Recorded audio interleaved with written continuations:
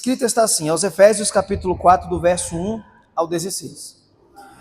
Por isso, eu, o prisioneiro no Senhor, peço que vocês vivam de maneira digna na vocação a que foram chamados, com toda a humildade e mansidão, com longanimidade, suportando uns aos outros em amor, fazendo tudo para preservar a unidade do Espírito, no vínculo da paz.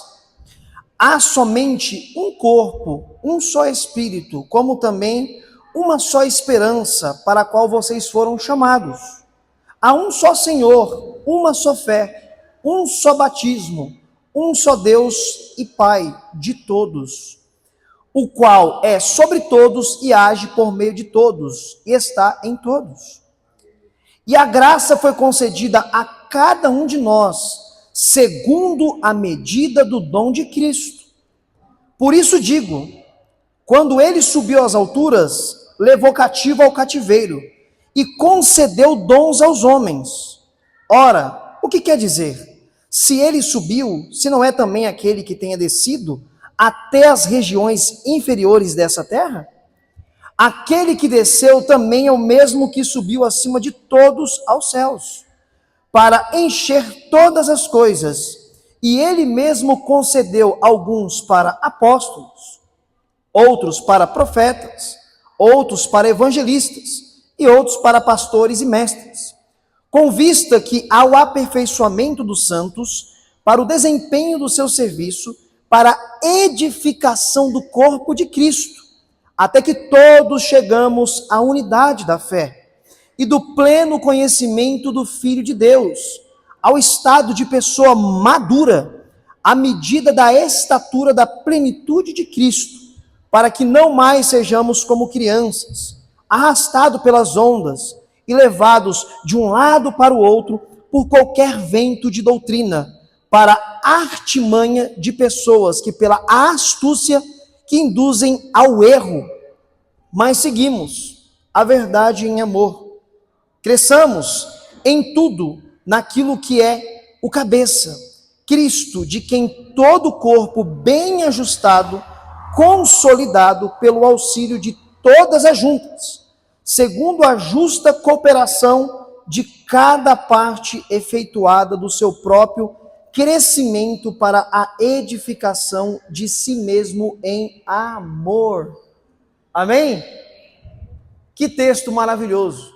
Não feche a sua Bíblia não, por gentileza. Permaneça com ela aberta para você acompanhar a exposição de tudo que lemos. À luz dos versos que lemos na manhã de hoje, eu gostaria de trabalhar um tema junto com a igreja. Uma família crescendo através da unidade.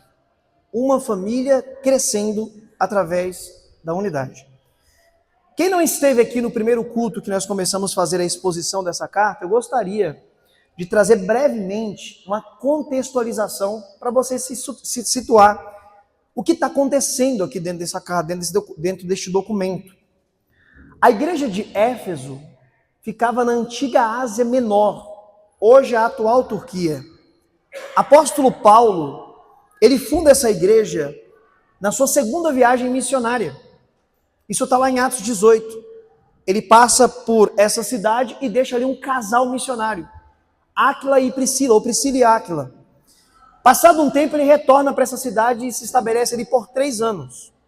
E a igreja nasce naquela cidade. A bandeira do evangelho é estacada na cidade de Éfeso. Passado algum tempo, Paulo agora está enfrentando a sua primeira prisão em Roma. Isso se dá por volta do ano 60 a 62 da era cristã.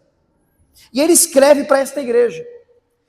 Nos primeiros 3 capítulos, nós vemos que é uma joia teológica o que Paulo descreve ou escreve para esta igreja. Porém, quando chega no capítulo 4, é como se ele virasse a chave. E agora ele vai trazer a doutrina prática na vida do cristão, começando a mostrar como cada um deve viver nessa família espiritual que foi transformada pelo evangelho, com a unidade, maturidade e crescimento. É isso que nós vamos trabalhar nas 3 sessões do capítulo 4, do verso 1 ao verso de número 16. Na primeira sessão, que vai do verso 1 ao verso de número 6, nós vamos observar o chamado à unidade do corpo. A igreja, ela é simbolizada como um corpo místico, onde Cristo ele é o cabeça desse corpo, e nós somos os membros deste corpo. E é isso que Paulo vai tratar dentro deste contexto também. É curioso que ele começa dizendo, eu, o prisioneiro. Quando Paulo ele diz que é prisioneiro, ele não se coloca como prisioneiro de Roma, ou prisioneiro de César, ou seja, de quem for. Ele se pontua como prisioneiro de Cristo, porque ele é levado para a prisão por conta do Evangelho, por pregar Jesus Cristo como Messias, como Salvador. E muitos no contexto de Paulo, em outra carta, ele vai até falar que as prisões dele não é para vergonha, as pessoas achavam que ele deveria se envergonhar pelas prisões. Ele diz que tudo isso, essa perseguição e as suas prisões, contribuía para o progresso do Evangelho. Apóstolo Paulo, ele é muito maravilhoso em passar para a igreja, reverberar para a igreja, que essas provações que ele sofria de perseguição, de prisão, de privação, às vezes sendo açoitado pelos judeus, perseguido pelos judeus, sendo apedrejado, arrastado pelas ruas de Listra, saído na madrugada, num cesto pendurado no muro. Ele disse que tudo isso era progresso para o Evangelho. Oxalá que, ao enfrentarmos as nossas provações e dificuldades, nós tivéssemos a mesma postura e conduta do apóstolo Paulo, de louvar a Deus e entender que tudo isso contribui para a glória e para a expansão do Evangelho de Cristo Jesus. Apóstolo Paulo, então, ele se considera um prisioneiro de Cristo. Ele nem se considera um prisioneiro de Roma. Aí você observa que ele vai falar o seguinte no verso de número 1, andando de modo digno na vocação em que foi chamado. Ou seja, ele deixa claro que todo cristão que é chamado recebe uma vocação. Por isso nós ensinamos e pregamos que não existe no reino de Deus cristão estéril, infrutífero. Todo cristão que é nascido de Deus, uma das suas características é o fruto do Espírito Santo que é visível na vida dele. Eu sempre costumo ensinar para alunos, e já até falei isso aqui, que Cristo não chamou ninguém para ser membro de banco. Membro de banco é prego e verniz e ponto final. Você tem uma função no reino de Deus, você tem um chamado no reino de Deus. Só que o apóstolo Paulo ele ensina que você deve andar nessa vocação. De que forma? Tudo bem, fui chamado. Tudo bem, sou um eleito em Cristo Jesus. Eu tenho uma vocação, eu tenho algo a cumprir no reino de Deus. Mas como fazer isso? Como viver essa vocação? Como exercer esse ministério que Deus me chamou, me separou e tem me capacitado para exercer? A resposta, ela vem no verso 2 para essa pergunta. Ou seja, sim, Deus me chamou. Deus tem uma vocação para mim. Como viver de forma coerente esse chamado na presença de Deus? Aí você olha para o verso de número 2, o apóstolo Paulo ele vai exortar a igreja, dizendo como todo cristão deve viver esse chamado e essa vocação. Aí ele começa dizendo que você deve andar nessa vocação e nesse chamado com toda a humildade. Independente do que Deus colocou na sua mão para você fazer, para você exercer, você deve fazer com humildade. Por mais que você exerça esse chamado, essa vocação, de forma maravilhosa, e tem que ser exercida de forma maravilhosa, porque é para a glória do nome de Cristo, por mais que seja lindo o que Deus faz através da sua vida, isso não pode trazer soberba para o seu coração. Você não deve se orgulhar no sentido de se tornar superior a qualquer outro irmão ou irmã que recebeu um outro chamado. O chamado e a dádiva e o dom que Deus coloca na vida do cristão não é para autoexaltação, é para a glorificação do nome de Cristo. Por isso todos nós devemos caminhar nesse chamado e nessa vocação, dentro desta família de Cristo Jesus que está crescendo, com humildade. Até mesmo na sua vida secular, que é um culto público prestado a Deus. Por mais que Deus te honre até mesmo na área financeira, que você seja a pessoa mais próspera da nossa igreja, da nossa comunidade, seja a pessoa mais rica de Itapira, você deve permanecer-se humilde. Você não deve se ensoberbecer, ficar soberbo, arrogante. A humildade é reconhecer que você não é melhor que ninguém e tratar o seu próximo com respeito. A humildade é lembrar que você veio do pó. E é para o pó que você vai voltar. E você vive debaixo da graça e da misericórdia de um Deus Todo-Poderoso que te chamou e te vocacionou. Então exerça o seu chamado com humildade. Por mais que o seu chamado seja um chamado público, aquele que tem um destaque, que seja um ministério de pregar, de ser um presbítero da igreja, um diácono, exerça ele com humildade, um pastor, um mestre, exerça ele com humildade. Porque dentro do corpo místico de Cristo, que é essa igreja maravilhosa, aonde Cristo é o cabeça e nós fazemos parte desse corpo, aonde todos os membros são importantíssimos. E isso tem a ver com o chamado, com vocação.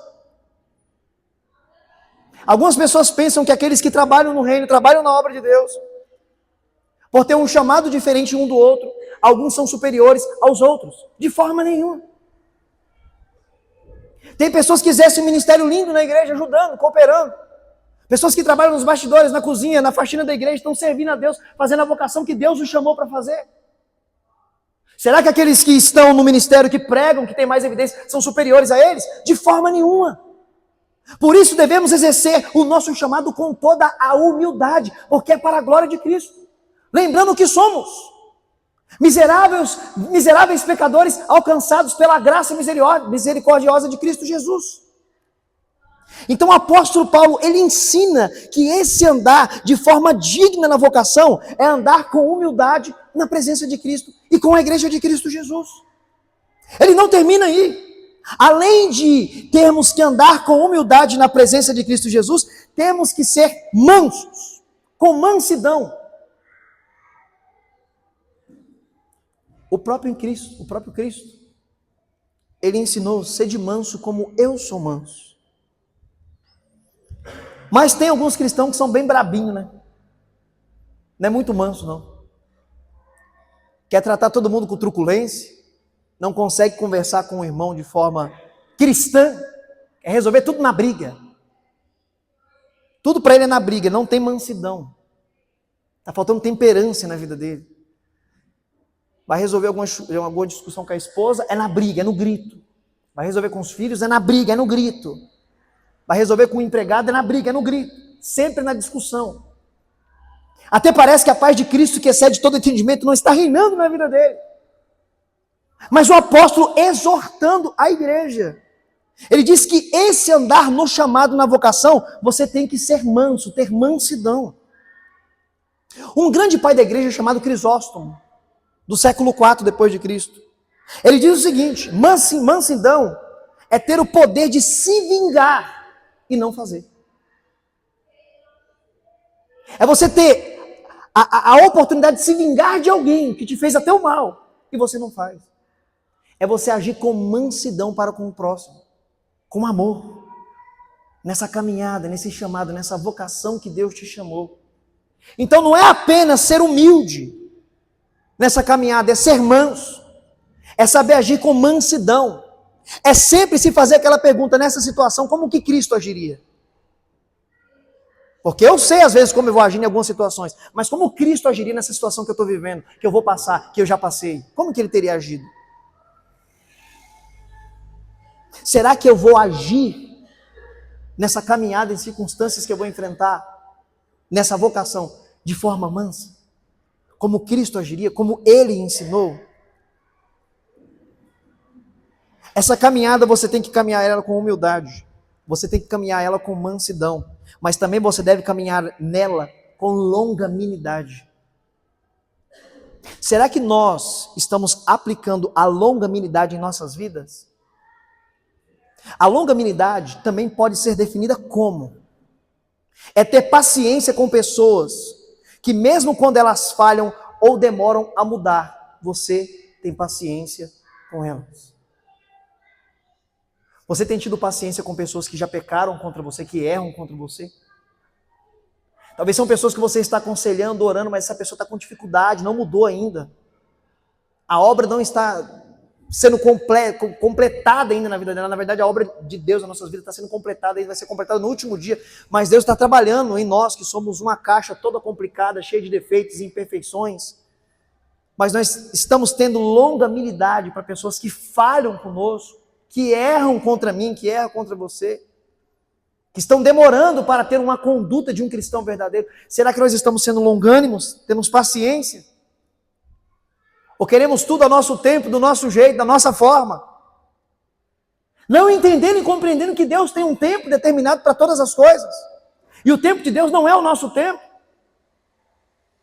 Porque se for do nosso jeito, da nossa vontade, você quer mudar a pessoa por você mesmo. Mas nós não temos essa capacidade, não temos esse poder. Esse poder pertence a Deus, é Deus que opera.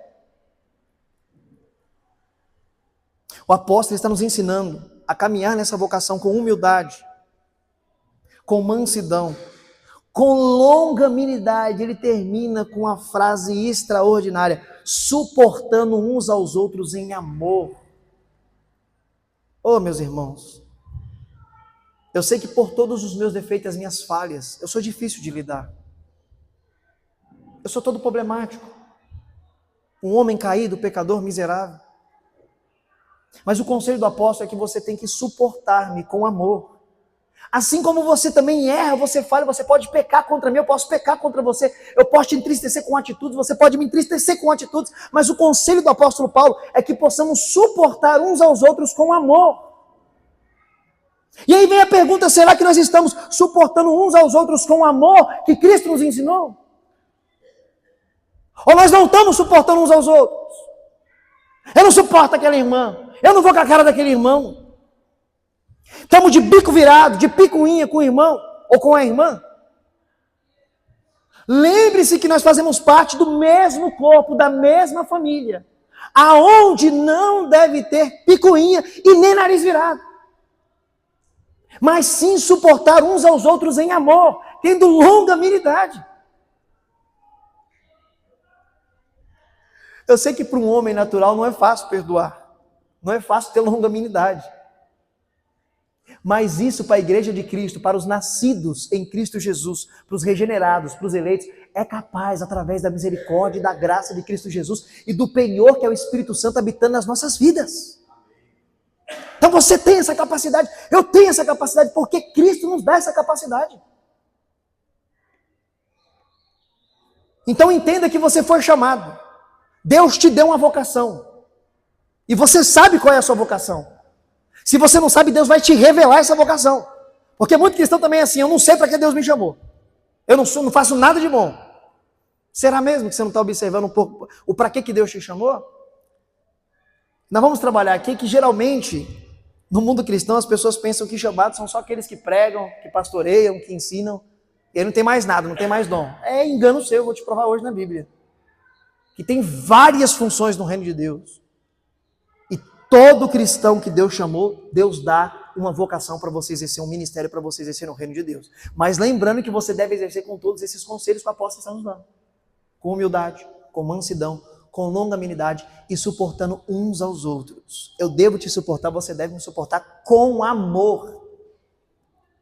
Do verso 3 ao verso de número 6, que é o final dessa primeira divisão, nós vamos ver claramente que a união ou a unidade é sustentada pelo Espírito Santo, baseada nas verdades essenciais, que são um só corpo, um só Espírito, uma só esperança, um só Senhor, uma só fé, um só batismo. Somos uma única igreja. E aqui também é para você prestar muita atenção. Nós precisamos entender que nós somos um único povo de Deus e uma única igreja.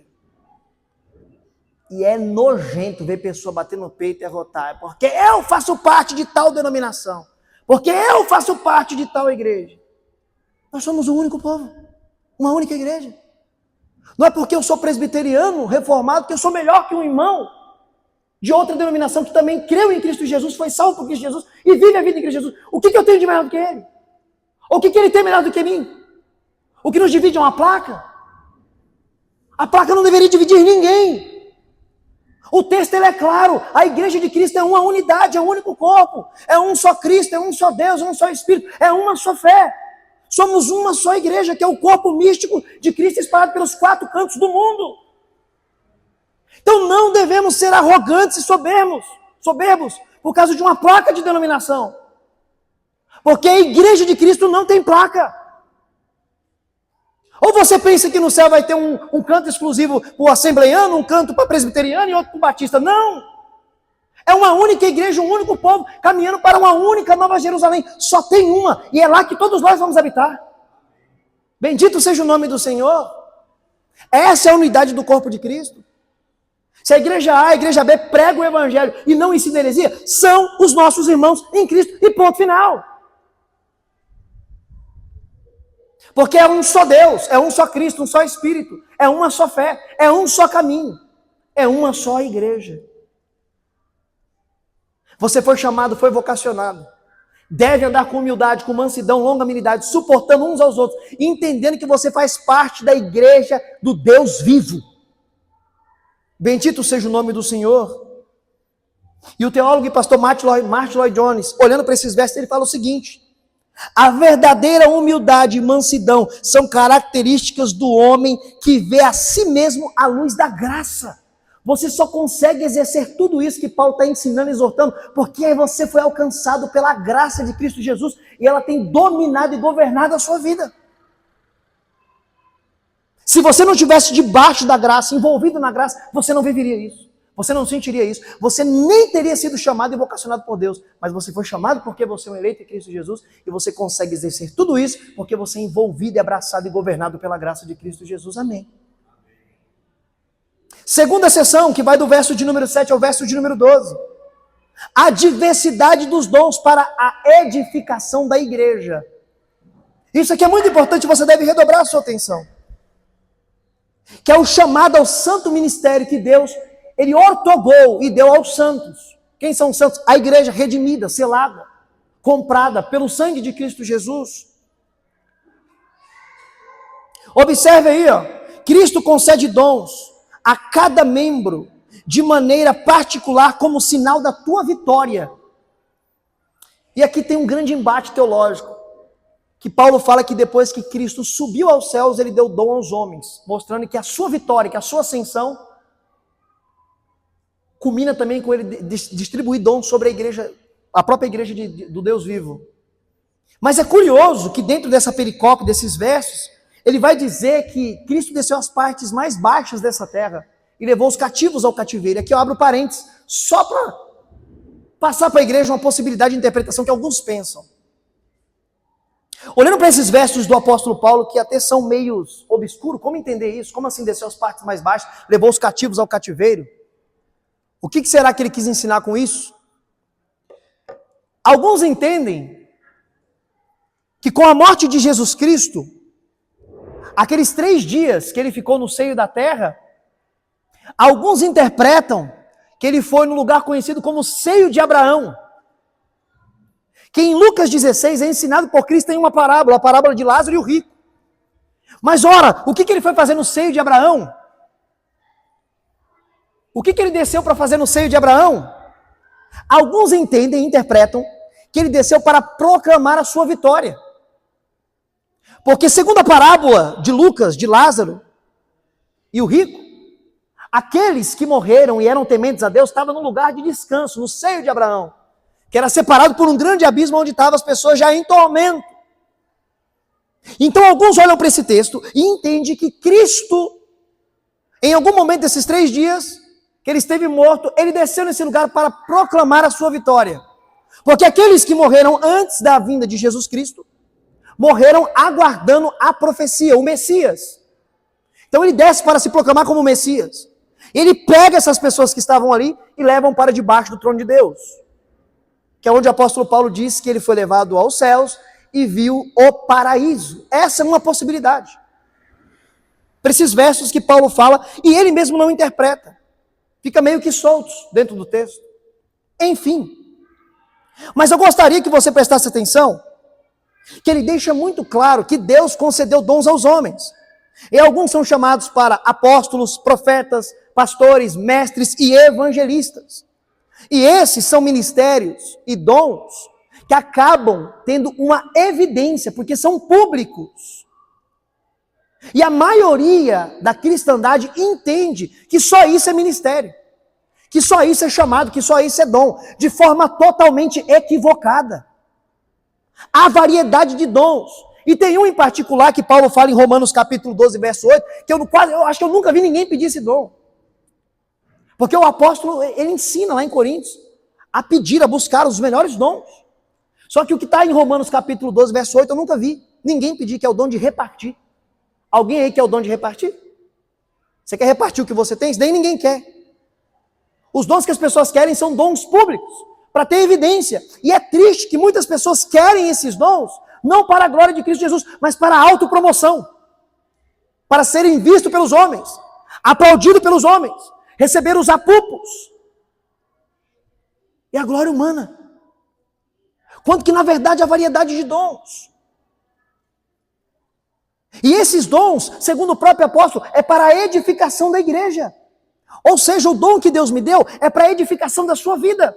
E o dom que Deus te deu é para a edificação da minha vida e de toda a igreja. Por isso eu devo glorificar e louvar o nome do Senhor pelo dom que Ele deixou sobre a sua vida. E aí nos vem outra pergunta. Você já agradeceu a Deus e glorificou a Deus pelo dom que Ele colocou na vida do seu irmão e da sua irmã? Você já glorificou a Deus por isso? Porque através do dom que Ele colocou na vida da minha irmã e do meu irmão, eu sou edificado, porque eu sou a igreja de Cristo, e os dons é para a edificação do corpo de Cristo. Nós devemos louvar a Deus pela vida dos nossos irmãos e das nossas irmãs que foram chamados, que foram vocacionados por Deus, estão vivendo em humildade, estão vivendo com mansidão, estão vivendo em longanimidade, suportando uns aos outros, e tudo isso que Deus colocou sobre a sua vida é para edificação da minha vida, e tudo isso que Deus colocou na minha vida é para edificação da sua vida. Jamais com a motivação errada da autopromoção. Não deixe o ministério envanecer seu coração e te tirar do foco. O foco é Cristo Jesus e a glorificação de Cristo Jesus e o progresso, a expansão e o crescimento do reino de Cristo e a exaltação do nome do nosso Deus. Meus irmãos, olha que coisa maravilhosa, nós, meros homens mortais, miseráveis em pecados, podres, fomos chamados, resgatados, recebemos uma santa vocação, recebemos dons do Pai da Glória. Mesmo sem merecer nada, nós recebemos dádivas de Deus. E bendito seja o nome do Senhor por isso. Verso de número 11 a verso de número 12. Ele estabeleceu líderes para preparar os santos para o serviço. Cristo, Ele não deixou a sua igreja sem liderança. Ele mandou o Espírito Santo para habitar com a sua igreja e na sua igreja, e levantou líderes para guiar o seu povo até aquele grande dia, na verdade. No ensino das Escrituras, na sustentação dos pilares inegociáveis, que é a Escritura Sagrada e as ordenanças que estão sobre a igreja do Deus vivo. Que coisa maravilhosa! Ele levanta líderes capacitados para guiar o seu povo, para mostrar o caminho para o seu povo, para que o seu povo não se perca, para que o seu povo continue andando no caminho que conduz à Nova Jerusalém, a santa cidade, aguardada e preparada para nós, desde a fundação do mundo. Ele distribuiu dons sobre os homens, e a variedade de dons. E ele levantou líderes para conduzir o seu povo, para guiar o seu povo. Charles Spurgeon, o príncipe dos pregadores, ele diz o seguinte, olhando para esses versos: Cristo, ao ascender aos céus, não subiu sem deixar legados. Ele deu dons, não moedas, não posses, mas deu homens com ministérios para conduzir a tua igreja. Olha que coisa linda. Que coisa maravilhosa. Ele capacita os apóstolos. E os apóstolos capacitam os demais crentes e cristãos, os eleitos, os chamados, os vocacionados. E desde então isso tem acontecido até chegar aos nossos dias. Louvado seja o nome do Senhor Jesus Cristo. Chamados, vocacionados, separados, para viver uma família espiritual, crescendo com maturidade, fazendo parte de um único corpo, o corpo de Cristo Jesus, onde Ele é o cabeça e nós fazemos parte, como membros desse corpo, vivendo em amor em Cristo Jesus. Você percebe que Deus te chamou e te vocacionou? Você está entendendo muito bem isso essa manhã de hoje? Talvez você achava que não tinha chamado nenhum, não tinha dever nenhum no reino. Você tem um dever, você tem um chamado. E Deus na manhã de hoje te chama para isso. Deus te desperta para isso. Reino é trabalho. E lembre-se das palavras do bom mestre. Quem põe a mão no arado não pode olhar para trás. Tem um texto, uma passagem muito linda do Evangelho, que muitas pessoas não percebem o que Cristo quis ensinar ali. Ele prega para a mulher samaritana. E ele diz para ela, da água que eu der de beber, quem bebe nunca mais ter sede. Olha aí, olha coisa linda, a segurança dos salvos.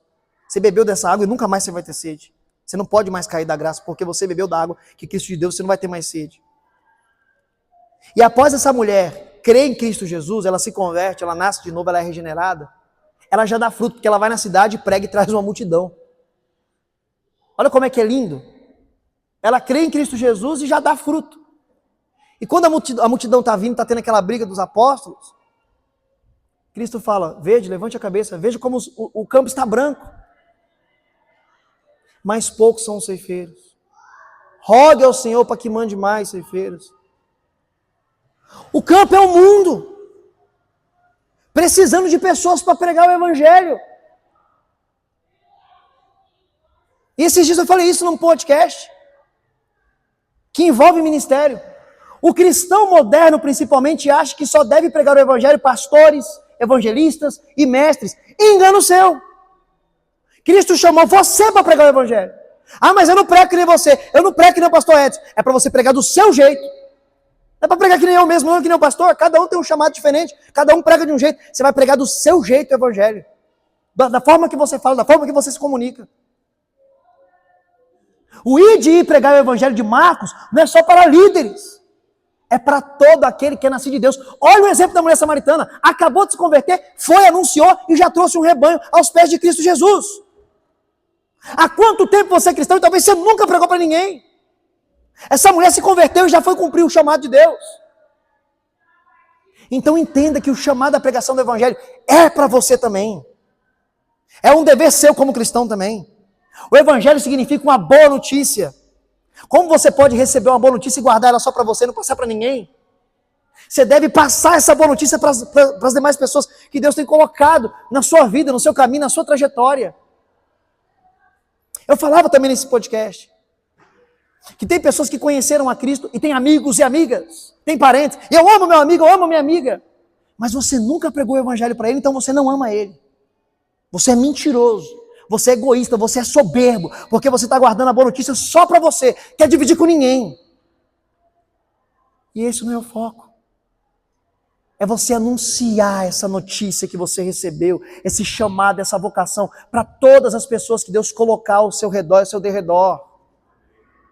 Pregue o Evangelho, anuncie, porque essa vocação também é para você. Não é exclusa só para líderes, evangelistas, presbíteros e pastores. Concordo com Charles Spurgeon, que Cristo não deixou para nós posses ou moedas, Ele deixou ministérios. Ele nos vocacionou, nos chamou a pregar o Evangelho do Reino de Deus.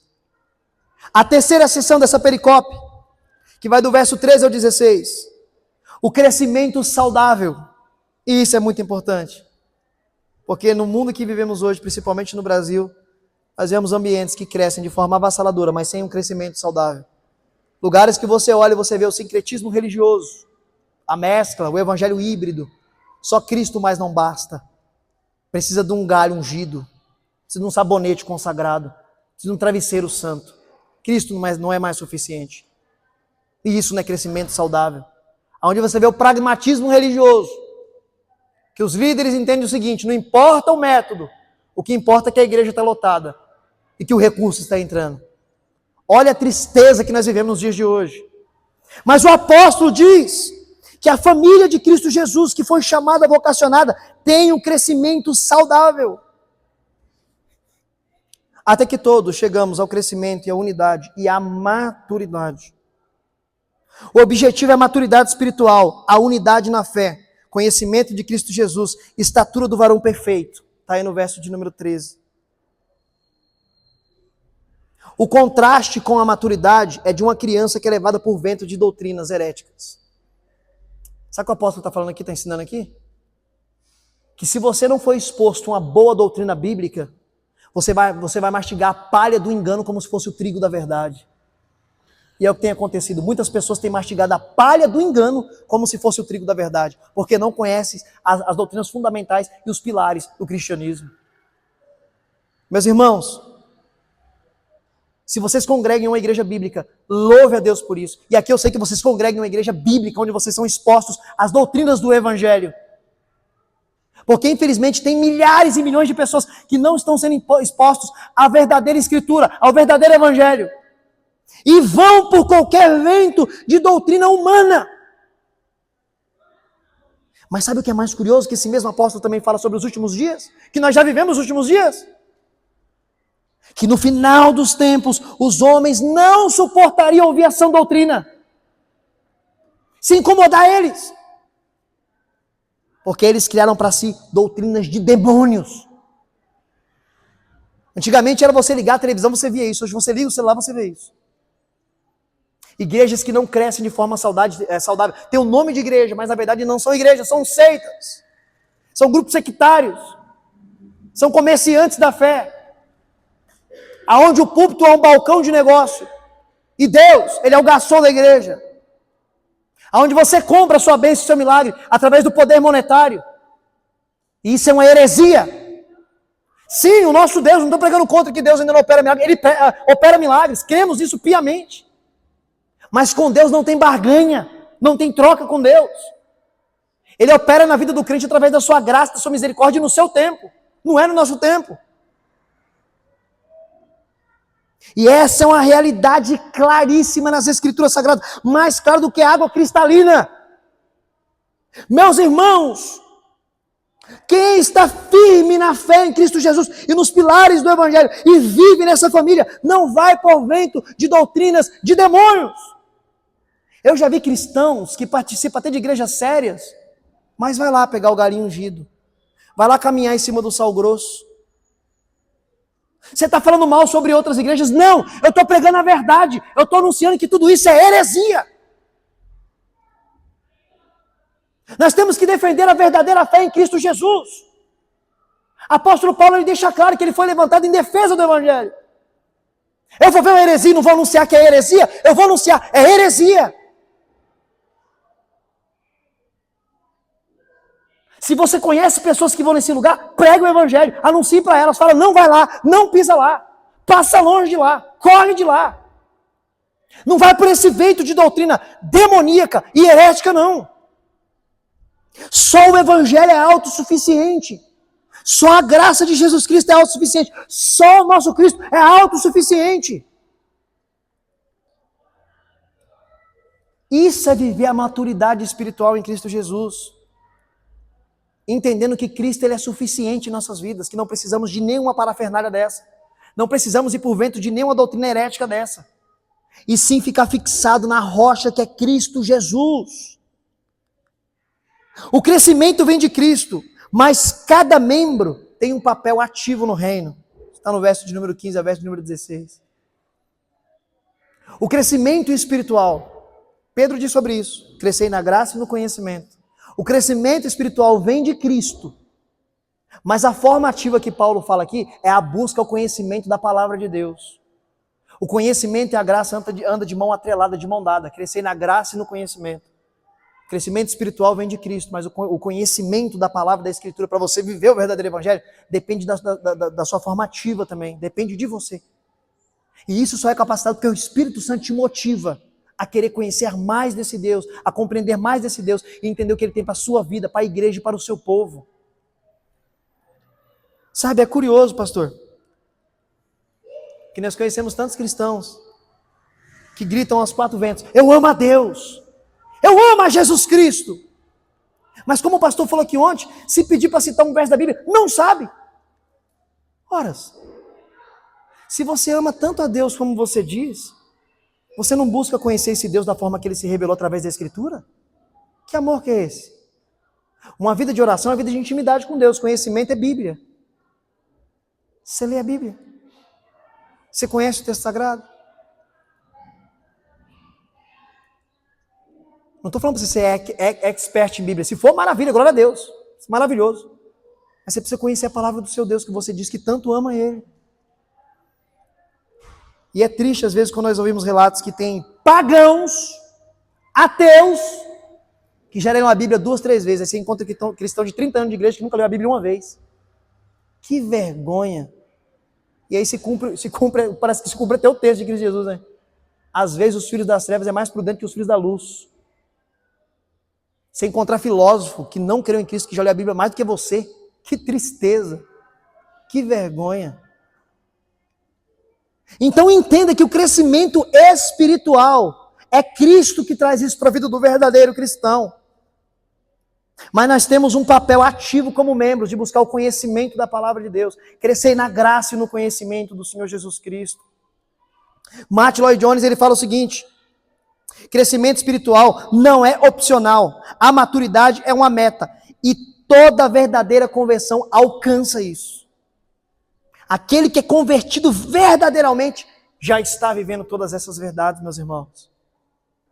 E o meu tempo já está indo. Mas eu fico muito feliz hoje, se você entender e compreender que Deus te chamou, que Deus te elegeu, e te deu uma vocação, um ministério, um chamado. E que você tem que exercer esse ministério, esse chamado nessa família maravilhosa de Cristo Jesus. Com humildade, com mansidão, com longanimidade, suportando uns aos outros. Entendendo que Deus distribuiu dons, mas isso não é para a vanglória e a soberba do coração do homem, não. É para a edificação das nossas vidas. É para edificar a vida do meu irmão e da minha irmã. E crescendo na maturidade e espiritualmente. E conhecendo mais e mais da palavra do nosso Senhor e Salvador Jesus Cristo. É isso que Ele chama-nos a fazer, e é isso que Ele espera que façamos. E é isso que Ele manda o Espírito Santo para agir nas nossas vidas, para concretizarmos tudo isso que está sendo ensinado na manhã de hoje. Amém? Você vai viver o seu chamado de forma intensa para a glória do nome de Jesus Cristo? Com humildade, com mansidão, com longanimidade, suportando uns aos outros para glorificar a Cristo Jesus, independente do patamar ministerial, social que Deus te coloque, você vai glorificar a Deus por isso e usar isso em favor do reino, amém? Glória a Deus, é isso que Deus espera de você, e é isso que Deus pede para você, e para mim. Bendito seja o nome do Senhor, que nos deu esse privilégio, entre bilhões e bilhões de homens e mulheres, Deus te chamou, te deu essa graça e te deu esse privilégio, é motivo de glorificar o nome de Jesus Cristo. Que coisa linda, irmãos. Entendendo que nós viemos do pó, voltaremos para o pó, somos devedores e Deus nos chama com todas essas maravilhas e bênçãos e coloca sobre as nossas vidas. Oh, coisa maravilhosa. Bendito seja o nome do Senhor Jesus. Eu quero orar pela sua vida. Eu quero orar pela sua família, pela sua casa. E quero orar com você. Quero orar pelo seu chamado, pela sua vocação. Se coloque de pé em nome de Jesus, por gentileza. Vamos orar ao Senhor, igreja?